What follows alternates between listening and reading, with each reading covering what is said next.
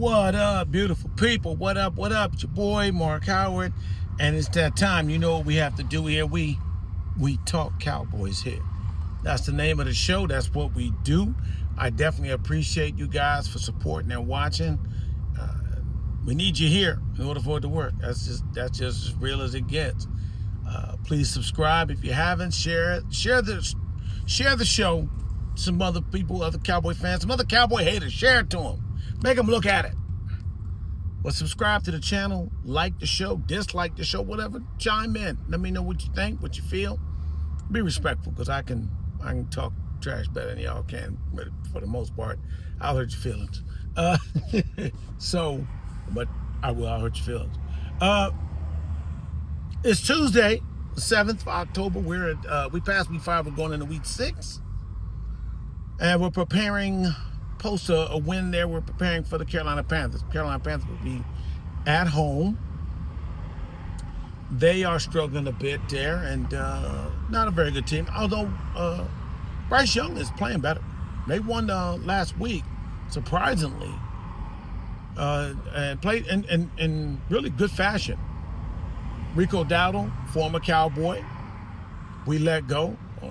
He had 200 yards. Talking about he looking forward to playing us. I'm sure he is. I'm sure he definitely wants to get us back. There's no doubt about that. No doubt about it. We mustn't let him. We don't want him to get off. That's only going to help Bryce Young.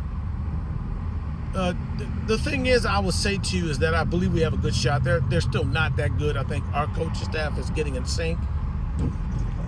Everything. Brian Schottenheimer is making great moves. He's created a good culture so far as we look into this.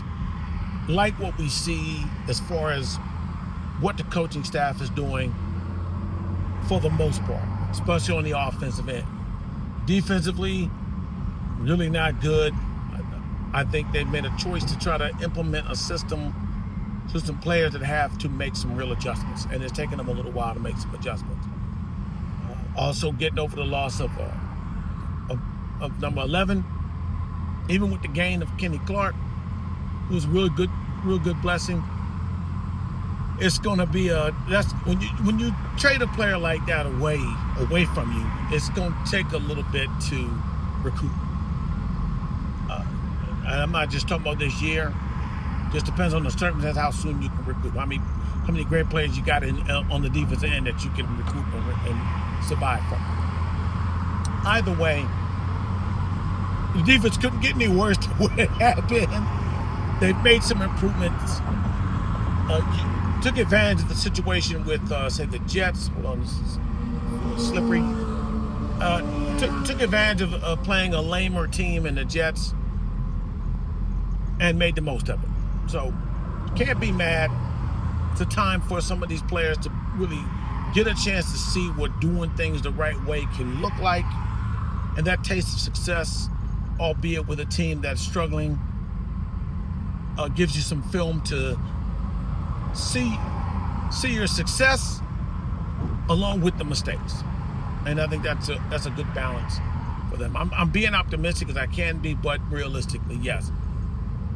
Some of these plays, it was to our advantage simply because you just got players that aren't as well. With the Jets, you look at Justin Fields, he holds on the ball too long, so he gives you a chance to sack him.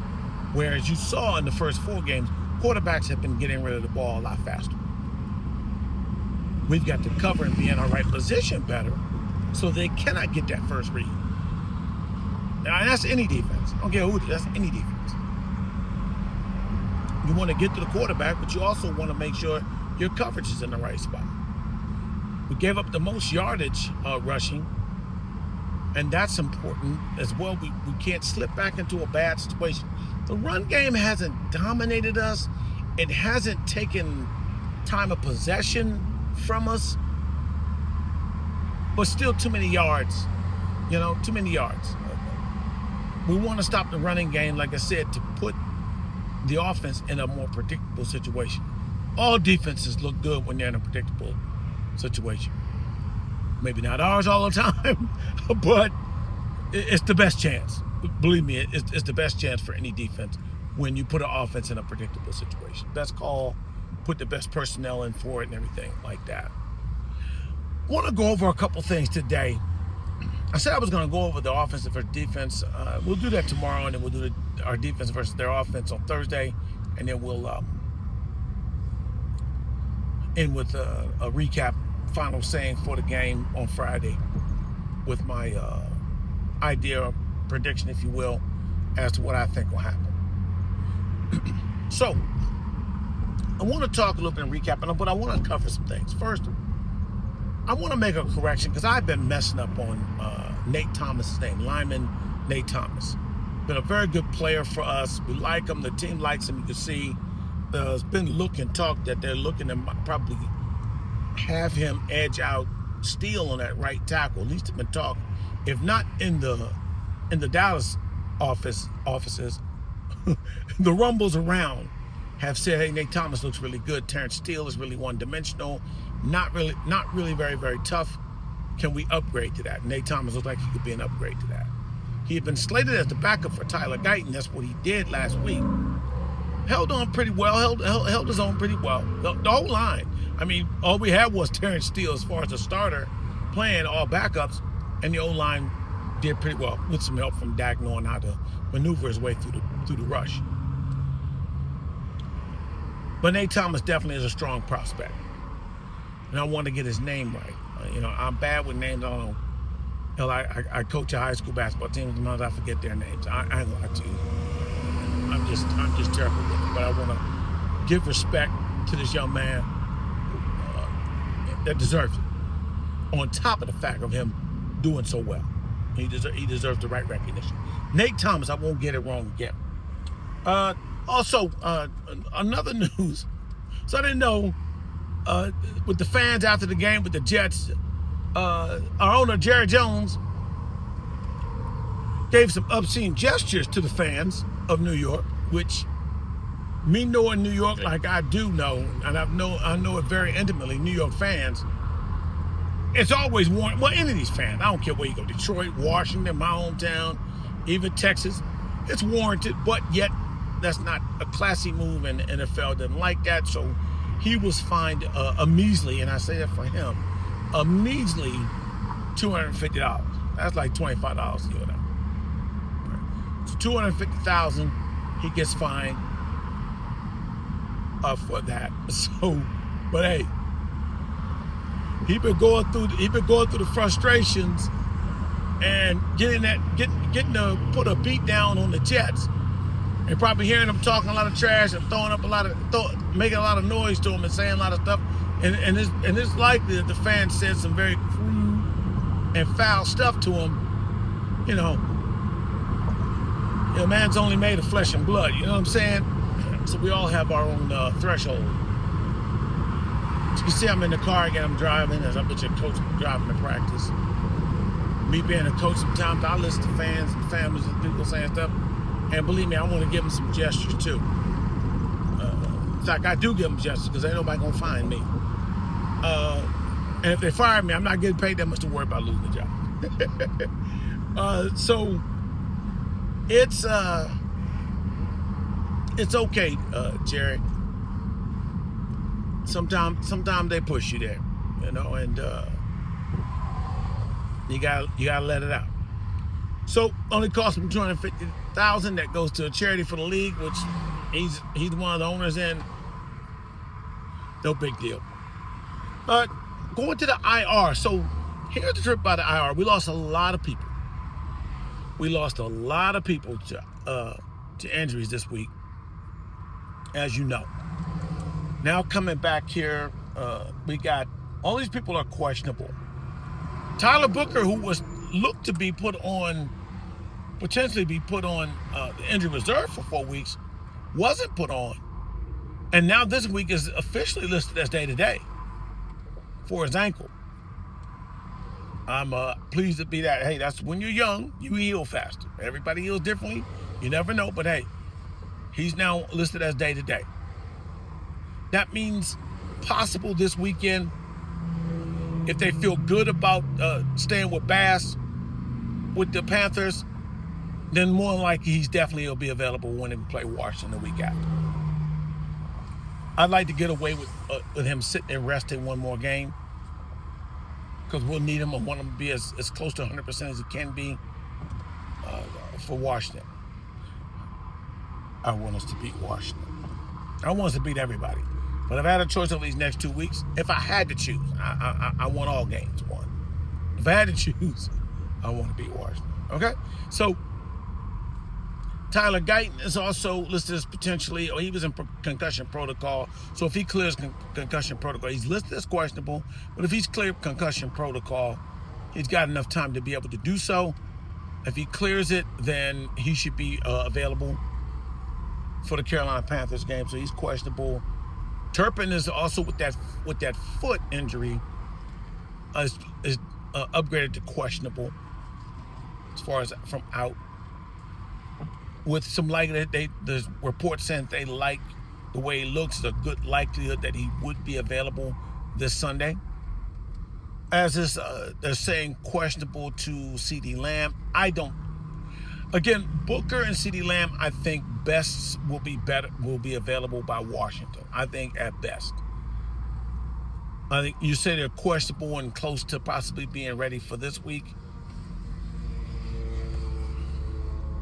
All games are must wins. I don't care because you're not over 500 by a comfortable margin. You don't want to take any NFL team for granted. We have depth in positions where we are down at. I say CeeDee Lamb and Tyler Booker. Like I said, Tyler Booker, but CeeDee Lamb as well. Best will probably be back by Washington. But he is listed as questionable. I'm sure he's going through the treatment and things looking good for him. Things looking good moving forward. Marshawn Nealon is listed as questionable. I'm not sure what that was. Sanders, who was in concussion protocol, he got in a concussion first quarter of the game last weekend against the Jets. So he's going to be questionable and just basically has to go through the protocol like Tyler Guyton had to go through last week. If he clears protocol, I think by Friday or Saturday, then he'll be good to go. If not, then he'll be listed as out. So that's where we are with that. Oh, Miles Sanders is also listed as questionable. Another one I probably would say be ready for Washington. Be ready for Washington. I'm not here to act like Javonte Williams is made of stone. He can't get hurt because he's just getting back healed. But if we're going to get Sanders back, if there, God forbid, something goes wrong with Javonte Williams, we want a strong back, solid back, veteran back like Miles Sanders at his best health. I ain't gonna lie to you. I'm on the side of precaution because I'm just looking long game. It's early in the season, and I'm just looking down the road. I'm just looking down the road for the long-term health. So that's what we have so far with the injuries. So there we have that there. So I think we're in good shape moving forward, barring anyone else getting injured. There's always that risk.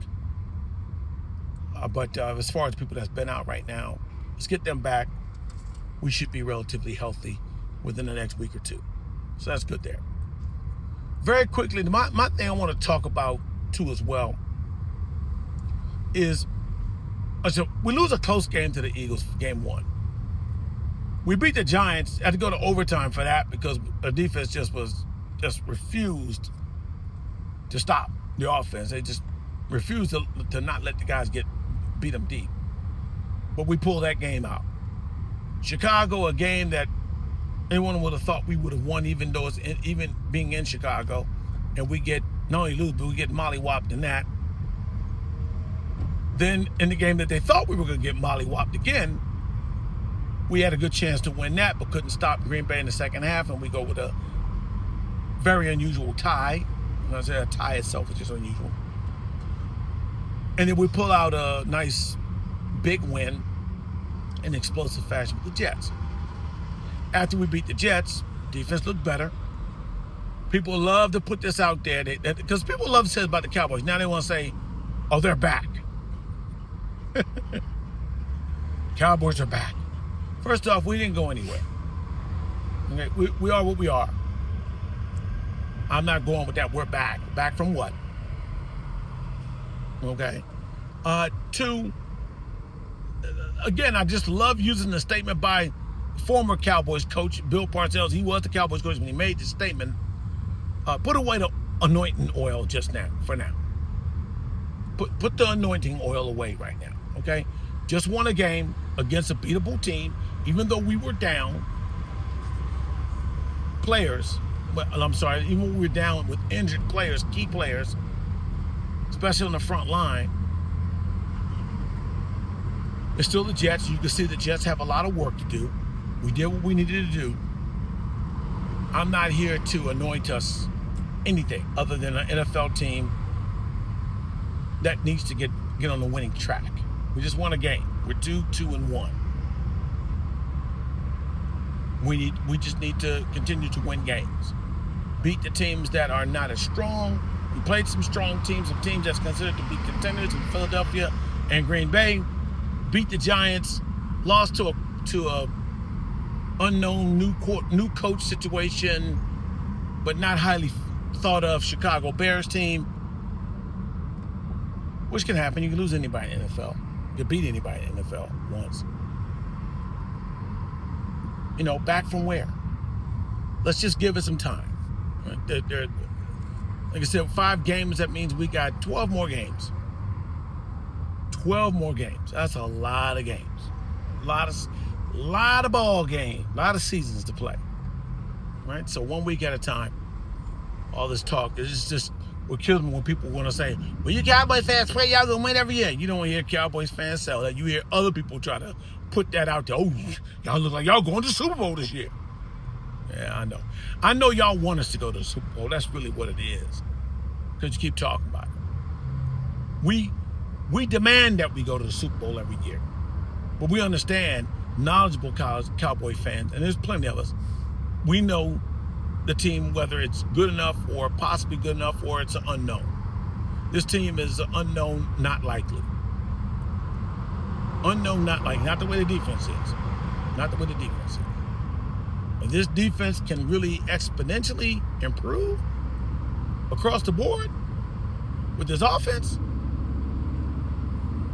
or just catch lightning in a bottle at the right time and get in the playoffs and keep that lightning in the bottle during the playoffs, and Dak can do what he does in the regular season in the playoffs, or even half as good, then there's a chance. But again, notice that little word I kept using, 2-letter word I kept saying today, if. If was a fifth, we'd all be drunk. But that's why we play the game. So I'm not anointing them. I'm not killing them. I'm not anointing them. They're professionals. It's the NFL. And again, we just finished the first quarter of the season. We're into the second quarter of the season. Give it time. Give it time. Give it till we get to December, holiday time. Then we can start looking at where teams are and what they look like and what kind of real groove they may be in, especially even with injuries. So pump the brakes on the they're back crap. We're not biting. Also, I want to talk lastly, just going into just thoughts of some players, looking at seeing some guys we were questioning. Ryan Flanoy is the first person that comes to mind a little bit. Kind of went through the gauntlet here, trying to figure out who's going to be or how many receivers were they going to keep after. You know CD, you knew George Pickens once you picked him up. George Pickens, Devontae Turpin, of course, becoming a more solid receiver, but best return man. You also Jalen Tolbert, who was a draft pick, has not panned out to what the team was hoping he would be in their drafting of him. But he's not a total bust. Then after that, you're looking at saying, who's going to be, are they going to carry 5 receivers? Are they going to carry 6? With the 4 I mentioned there, the main 4, which is Lamb, Pickens, Turpin, and Tolbert, that's 4 there. Who's going to be that 5th? Flanoy, Jalen Cropper, rookie that came off the undrafted rookie. Mingo, who got injured in the preseason, was looking at being, I think they're going to try to ease him back in. I think if they're going to go 6 receivers, they're going to they'll cut back at one position to do so. But I think Flournoy is definitely solidly the number 5 receiver right now. Could potentially be number 4. Sorry, Jalen Tope, I like you, but I think Flournoy, as he gains some experience and shows what he can do in the game now, he offers more speed and size than Jalen Tolbert can offer. He's younger, and Tolbert's at the end of his rookie year contract, so they may not let him go. If they know they're not going to invest in the future in him, if Flournoy is looking good, they probably will still go with Flournoy. But I like what he brought to the table this last week. Albeit with the Jets, but anybody, I don't care what it is, he showed up. He's a threat. We'll see through the season how this unfolds. More attention is going to be paid to him, so we'll see what's going on with that. Offensively, we're tough. Got the balance with the running game. Javonte Williams is just a beast. With that line, starters or backups, they're doing well. Run blocking, opening holes, traps, everything there. We have a balanced attack, y'all. Balanced attack. Tight end, Ferguson's doing well. Very solid tight end. Offense is looking good. Defense, have no choice but to get better, as I said before, but will they? I see improvement. Got a good run stopper now with Kenny Clark. I like to see that run defense get tighter, but our problem with that defense is the linebackers. That's the weakest point. In time, we'll get Overshown back, but again, I can't count on Overshown being impactful, having sat so many games up. Been out for a whole year, coming off of a knee injury, ligaments being repaired. It's tough. This is a long one. I'm gonna end here a little bit shortly in a second, but I just want to get this through. I say with the defense, though, secondary-wise, I like Wanya Thomas. I like Wanya Thomas. Didn't do anything particularly special, but you didn't hear from him because there wasn't plays going over his head. I think if you can put the right safety back in a 2-deep situation, aside from Donovan Wilson, it allows Donovan Wilson to play where he's more comfortable, coming up to that line, dropping down in that box. They're going to figure that out at some point. We'll see. Again, things can move forward. I like what the coaching staff is doing. Overall, they're sticking to what they're doing, their game plan, being patient, teaching, making the adjustments that are necessary. I saw them being done this last week or so, these last 2 weeks. Good adjustments. Players have to adjust as well. Players have to step into the situation, buy in, get used to it. Even if it's not a comfortable situation, Trey Diggs, get used to it. And I think Trey Diggs is getting used to being uncomfortable playing in that zone setting as he likes to be more press man coverage. Be versatile. Makes you worth more money, Trey Diggs. So, I don't worry about special teams. We got Kevontae Turpin. We got the best kicker in the game. So, not worried about special teams. Offense, defense. That's who's the mainstay with it. Defense can get better. Offense, keep doing what you're doing. Hopefully that defense gets better, put you in better situations, not put all the pressure on you every week. But anyway, that's what I got this week. Talking Cowboys. Appreciate you guys. Once again, please subscribe. Please like the channel. Give your comments, good, bad, or indifferent. Like the channel, dislike the channel, share it. Let some people know. Without you guys, it's not possible. I appreciate you again. I can't say it enough times. Be back tomorrow. We'll talk about we'll do the Dallas defense versus the Carolina Panthers offense tomorrow. That's what I'm gonna do. And we'll have some fun with that and get some ideas, all right? You guys have a wonderful rest of your day. Peace, God bless.